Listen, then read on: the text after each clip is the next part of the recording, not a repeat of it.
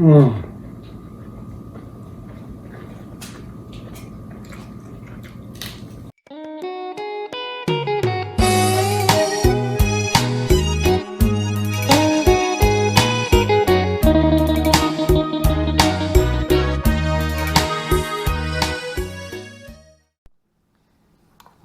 เฮ็ดแจวปานนี้นะเฮ็ดแจวซา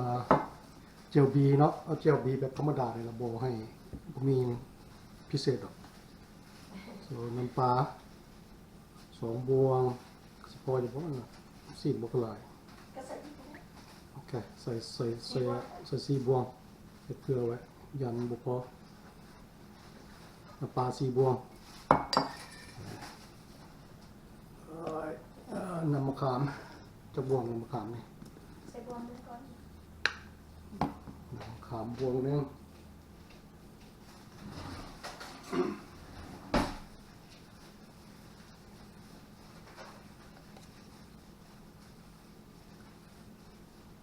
tamarind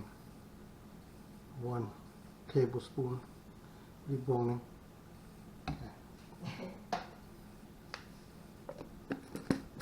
อยากบ่พอแล้วก็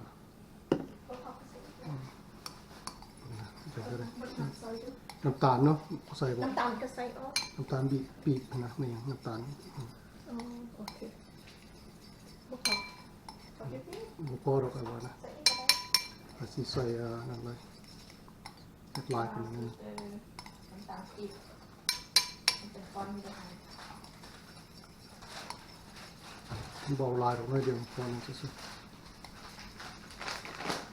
น้ำตาลปี๊บเป็นก้อนเลยเป็นน้ำบ่เป็นก้อนทำชูเกอร์สุดอยากทำสเตอร์ขนาดนั้นพอแล้วโอเคจะได้มันกระเปื่อยแหละ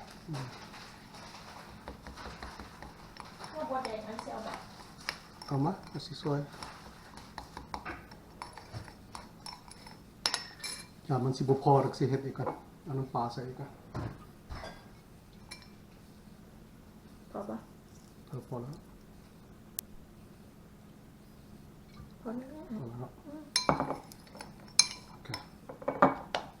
มาก้อนเกลือน้ำมะขามบ่ใส่เด้คั่วเปื่อยก่อนบ่อันนี้ให้มันเปื่อยก่อนโอเคมันก็ใส่เครื่องหอมใส่น้ำใส่อันนี้มันก็เปื่อย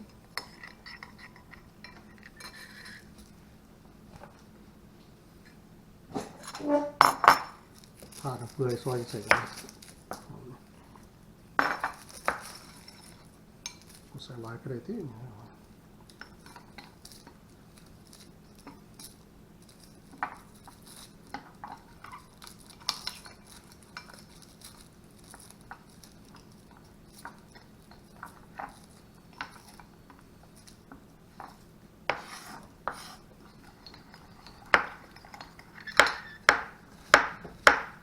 มีกระโขกสิได้หลบใหม่ละ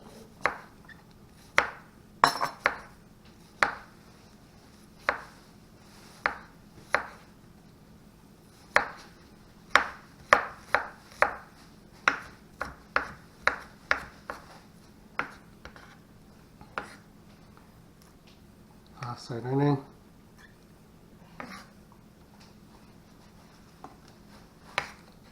เอาสีเขียวใส่หน่อยนึง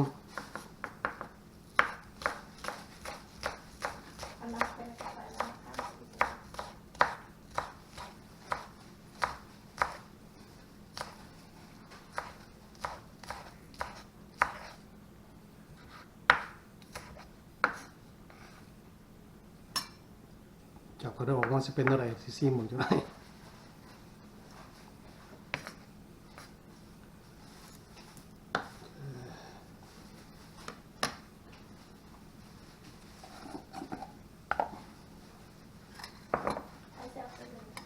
ใส่เลยอะไรอยู่มันจะเปื่อยน้ำตาลก็จะเปื่อยแล้ว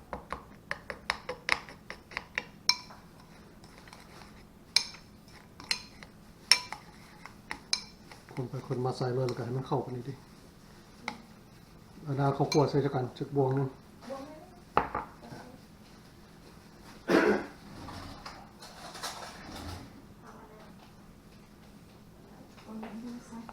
เขาคั่วโอเค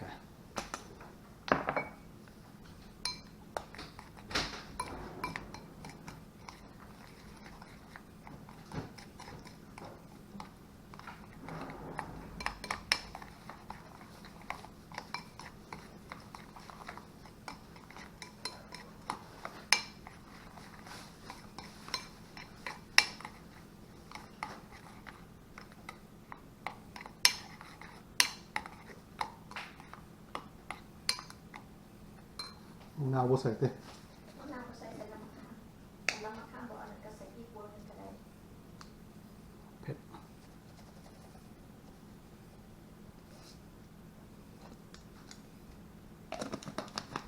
ใส่ลงไป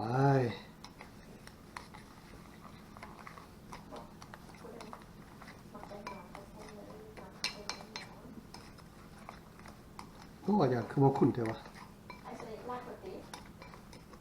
ใส่น้ำปลาใส่ปะ บ่บอกกันมันเค็มแล้ว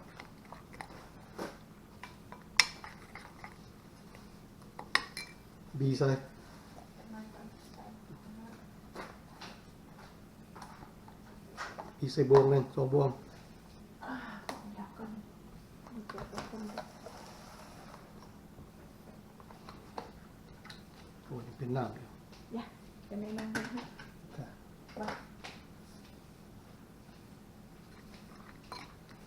ว้าวคนแท้โอเคใส่เลยบ้านนี้ ใส่แล้ว ใส่2บวงซะเนาะ 2บวง เพราะว่าบางทีหมักคมกับบ่หมักคมกันเรียบร้อยบอกคุณแหละไอ้เดี๋ยว พอดี อือฮึโอเค บางละสิซีมบางทับซีมมา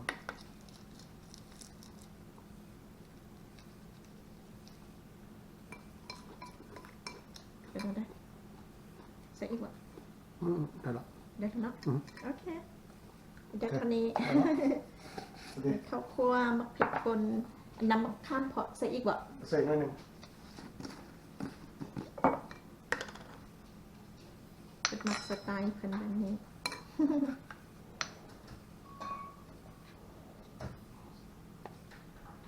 โอเคเรียบร้อย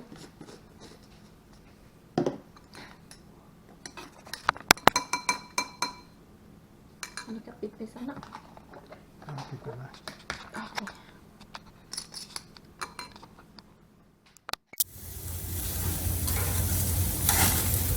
ว้าวไอหอมเทนอปิงซีนกินข้าวนำกันครอบครัวพ่อแม่ลูก โอ้เบิ่งนะว้าวท่านผู้ชมเอ้ยหอมขนาดเลยแต่กินนี้ออกไป5คือนั้นขนาด จะใส่ตะเกียบ ใส่แต่เกลือ นะ ว่าสิจำเจียวเนี่ย ไอซีเห็ดเจียวเนี่ยกับไอ เป็นเจียวบี เห็ดเจียวบีว้าว จำเจียวบี อ่าฮะหอมแท้หอมหวานเนาะไอเนาะ มีซุปเอาไว้ไว้มันดิบไหลใช่ โดย All done? Yeah, want to take that inside for me? No, and cover it up first. Wow. This smells good. Make some hot sauce, dipping sauce. Grill master. Alright, let me burn this off and then keep it clean. Okay. Alright, let's go. Okay, we are gonna set up the board now with the. See, so make sure I cut this, put it on there.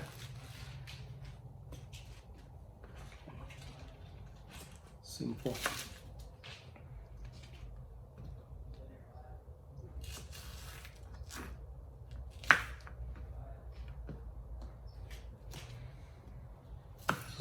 It's easy that way, so just cut into bite size.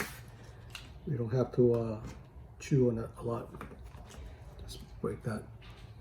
on this side too. Okay.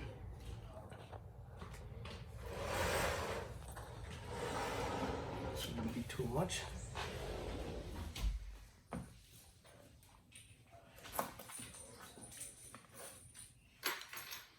There.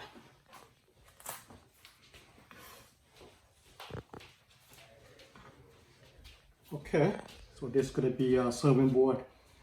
Let me just get the, now we can get the beef. Hang on, let me get my cutting, another cutting board.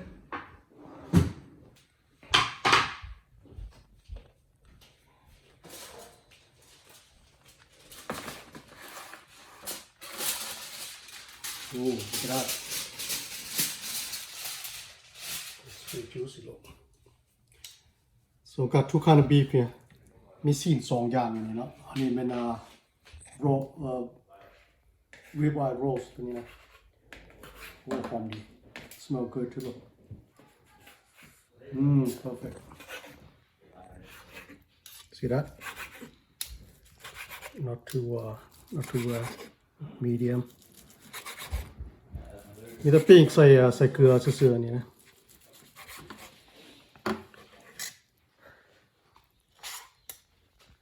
That's that one first.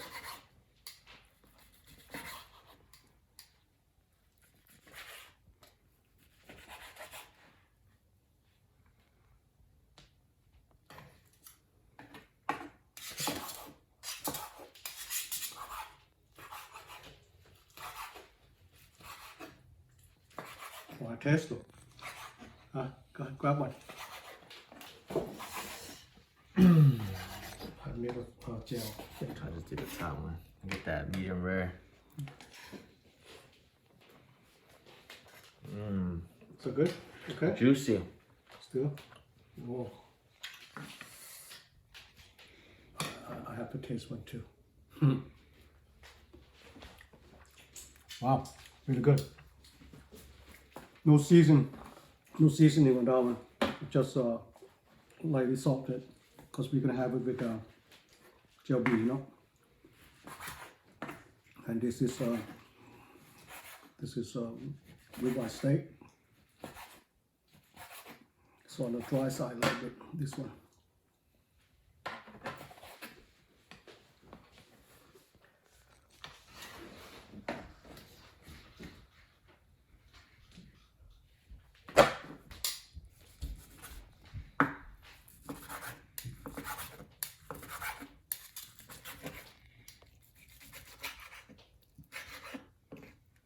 Okay. All right. You can stop filming. Come on, we're hungry. Merry Christmas Don't let me ruin Christmas for you. You just don't celebrate Christmas. What are you talking about? You already did. Who did lose to? Let's cheers to that. Who did you lose to? The Vikings we don't- lost we to don't the make the Bears, playoffs. Patriots lost to the Dolphins. We're both out of it. We couldn't lose anymore, and then What about Saints? Yeah, they're looking good. เอาผักสลัดอีกบอก Y'all better be rooting for them now. เอาอย่างเอาผักสลัดให้เอาตัวเคียงหนึงก็ได้ Is in there? There's another email. Yeah. Tampa Bay and Saints between the Tampa Bay and Saints. Big things. One of them's gonna be wild card. The เอ้ other ตัวสุกก็มีตัวนั้น Are they playing today? เอาตัวสุกอยู่เบื้องท้ายก็มีเลย Here, this one here. This one here. Yeah โอเค okay ให้กัดให้บ่ มัน Oh my god, I got some in my throat. ยัง Can I try that football? ย่าไม่ได้ดูเป็นอะไร It's they're playing the Chiefs แซ่บอยู่บ่ จับเอา Yeah. That's the big game. จำเจียวกับกินกับผักอันน่ะผักบัวกับผักอันน่ะหอมป้อมแห้งแซ่บ Brady's out for the rest of the season, อ่า right? No, he's back. He's back? Today's his That first game back. Choose the Amazon one. Where would the game be on? โอ้ It should be see? on. Ben's his ties account. เอ Merry Christmas. Yeah. Yeah. I skip out because I drank way too much yesterday. A lot of feelings spill out yesterday as well. โอเค But it's all good. It's all good. กินแบบลาวข้าวเหนียวเฮ็ดแบบจุซีนแต่ว่าเนี่ยเป็นจุสเต็กซุปเนาะ ส่วนมีเจลบีก็ธรรมดาเราบ่มีหยังลวงลาย มีน้ำปลาพริกป่นข้าวคั่วแล้วก็ผักหอมเล็กๆน้อยๆแล้วก็น้ำบีใส่แซ่บอยู่เลยเสร็จข้าวเหนียวโอ้กินแบบลาวเขาเลยสินะโอ้เจลก็พอดีขมหวานๆนิดนึงสิ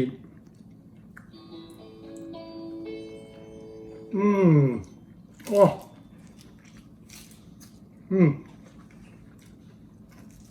แซ่บแท้เลยล่ะ แซ่บเนาะ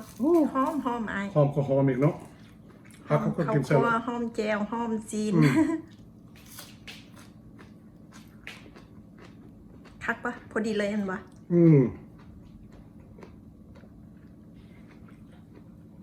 กินซีนมึงเด้อ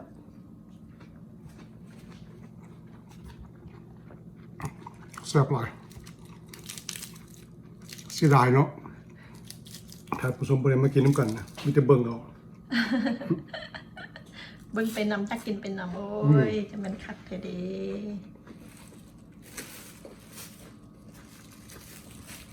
ต้องกินกับข้าวเหนียวนี่นะ sticky rice medium medium rare steak with the Thai sauce dipping sauce this is almost like a comfort food really good well thank you for watching and thank you for following us see you next clip